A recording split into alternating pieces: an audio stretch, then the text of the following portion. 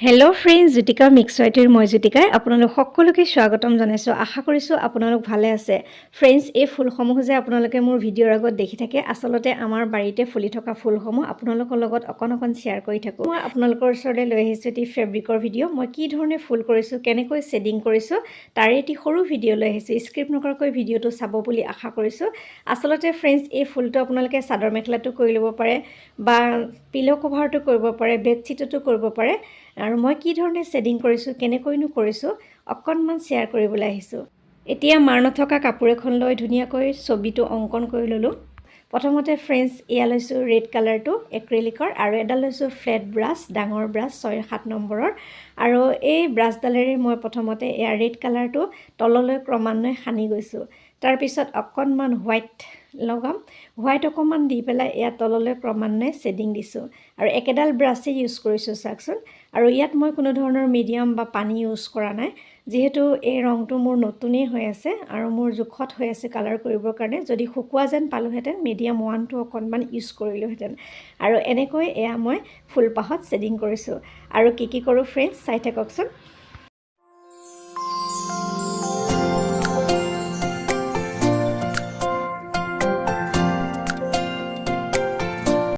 আকৌ friends, yellow কালাৰটো লৈ আকৌ ইয়াৰ ওপৰতে অকণমান শেডিং কৰিছোঁ আৰু মাজৰ গোল অংশটোতো দিছোঁ।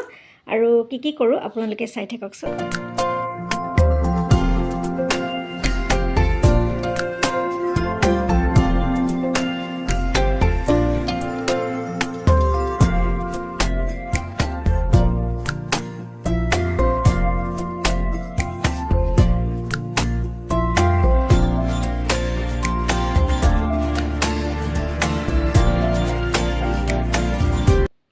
আকৌ এয়া বেলেগ এপাহ ফুলত প্ৰথমতে য়েল্লো কালাৰটো দি ওপৰত এয়া অকণমান ৰেড টাচ দি পেলাই আকৌ মই বগা হোৱাইট কালাৰটো দি দিছোঁ। আপোনালোকে চাওক মই কি ধৰণে শেডিং কৰিছোঁ।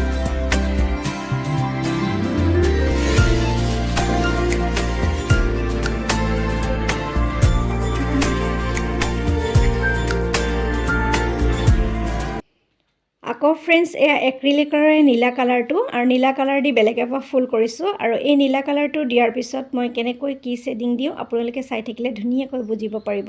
তেনেহ'লে ফ্ৰেণ্ডছ, স্ক্ৰিপ্ট নকৰাকৈ ভিডিঅ'টো চাব বুলি আশা কৰিছোঁ।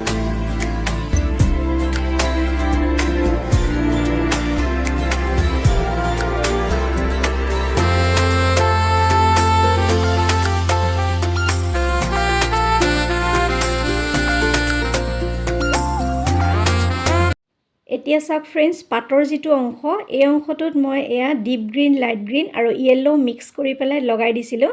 আৰু লগোৱাৰ পিছত এতিয়া অকণ ব্লেক টাচ দিছোঁ। আৰু এই ব্লেক টাচ দিয়াৰ পিছত অকণমান শেডিং কৰি দিছোঁ আৰু দি পেলাই ইয়াতে 3D আউটলাইনাৰ অকণমান ব্যৱহাৰ কৰিম। আপোনালোকে ভিডিঅ'টো চাই থাকিলে গম পাব। আৰু এই ফুলটো মই পিছৰ পৰ্যায়ৰ ভিডিঅ'ত আপোনালোকক দেখুৱাম মই ক'ত ইউজ কৰি আছোঁ, ক'ত কেনেকৈ মানে কিহৰ কাৰণে ফুলটো মই এয়া কৰি আছোঁ। আপোনালোকক মই টেকনিকখিনি শিকাই দিলোঁ, কি ধৰণে মই ফুলটো ৰেডি কৰিছোঁ। আৰু আপোনালোকে এনেকৈ ধুনীয়াকৈ ফুল কৰি ল'ব পাৰিব। অকণমান আইডিয়া দিবলৈহে প্ৰয়াস কৰিছোঁ। তেনেহ'লে ফ্ৰেণ্ডছ, চাই থাকক আৰু ফাইনেল লুকটো কেনে লাগে আপোনালোকে মোক কমেণ্ট কৰি ক'বলৈ নাপাহৰিব। এয়া চাওকচোন, 3D আউটলাইনাৰ দি মই আকৌ ওপৰে বুলাই দিলোঁ। তেনেহ'লে চাই থাকক।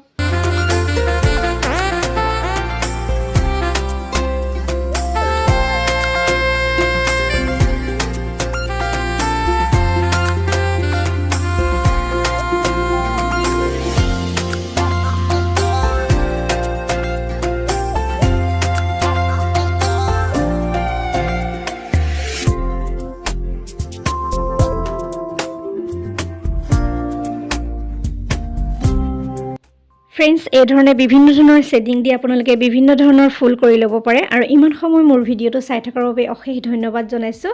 এনেকৈ ধুনীয়া ফুল কৰি আপোনালোকে বেডশ্বীট, বেড কভাৰ, পিলো কভাৰ বা চাদৰ মেখেলা ধুনীয়াকৈ কৰিব পাৰে।